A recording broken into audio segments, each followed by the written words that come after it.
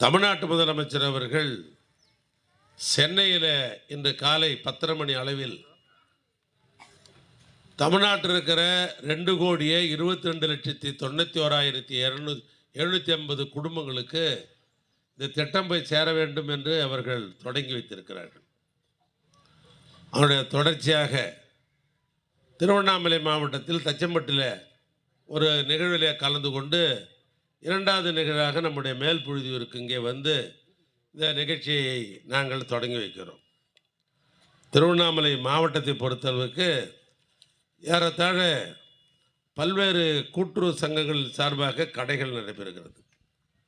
அதில் நம்முடைய மாவட்டத்தில் 1744 நியாயவியல் கடைகள் மூலமாக மொத்த குடும்ப அட்டைகள் என்று எடுத்துக்கொண்டோம் என்று சொன்னால் 7,89,267 குடும்ப அட்டைகள் நம்முடைய மாவட்டத்தில் இருக்கிறது. அதில் நம்முடைய செங்கந்தொகுதியில் மட்டில் 1,11,310 குடும்ப அட்டைகள் நம்முடைய செங்கந்தொகுதியில் மட்டில் இருக்கிறது.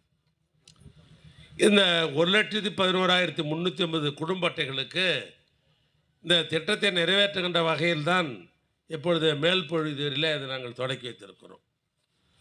ஆனால் நம்முடைய செங்கந்தொகுதியில் இருக்கிற அந்த 1,11,310 குடும்பங்களும் நேரடியாக சர்க்கரை பெறுவது, அரிசி பெறுவது, கரும்பை பெறுவது, அது எண்ணில் 3,000 ரூபாயை ஒரு குடும்பத்துக்கும் தமிழ்நாட்டு முதலமைச்சர் கொடுக்கிறார்.